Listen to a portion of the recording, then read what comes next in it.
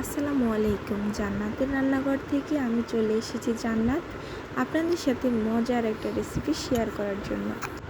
তো আজকে আমি চলে এসেছি একটা নাস্তার রেসিপি নিয়ে, যেটা সকালে কিংবা সন্ধ্যায় আপনি বানিয়ে সবাইকে খেতে দিতে পারবেন।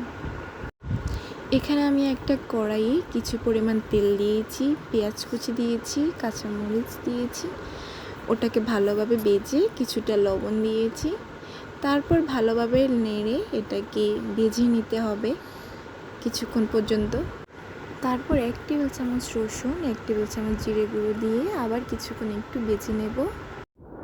এখন আমি দিয়ে দেব আলু সেদ্ধ এবং ছোলার ডাল সেদ্ধ। আমি আগেই 1 কাপ ছোলার ডাল এবং পরিমাণ মতো 2টো আলু সেদ্ধ করে রেখেছিলাম। আপনারা চাইলে আলু বাড়িয়ে কমিয়ে দিতে পারেন। তারপর আমি এখানে দিয়ে দিয়েছি হলুদের গুঁড়ো, দিয়ে দেব কিছুটা মরিচের গুঁড়ো। তারপর ভালোভাবে এটাকে নেড়ে মিক্স করে নিতে হবে। তো বন্ধুরা, তোমাদের যদি আমার ভিডিও ভালো লাগে অবশ্যই আমার চ্যানেলটা সাবস্ক্রাইব করে দিবে আর লাইক করতে কিন্তু ভুলবে না। তো দেখতেই পাচ্ছ আমার ভাজিটা কিন্তু হয়ে গেছে। আমি এটাকে একটা বড় বলের মধ্যে ঢেলে নিয়েছি যাতে সবাই মিলে একসাথে খাওয়া যায়।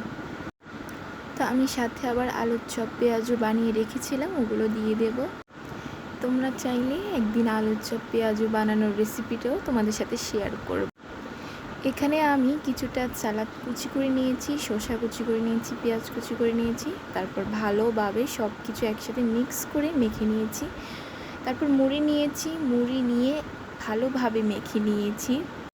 সন্ধ্যাবেলায় সবাই মিলে একসাথে খাওয়ার জন্য দারুণ একটা রেসিপি। তোমরা চাইলে অবশ্যই ট্রাই করতে পারো। আজকে এই পর্যন্ত। আল্লাহ।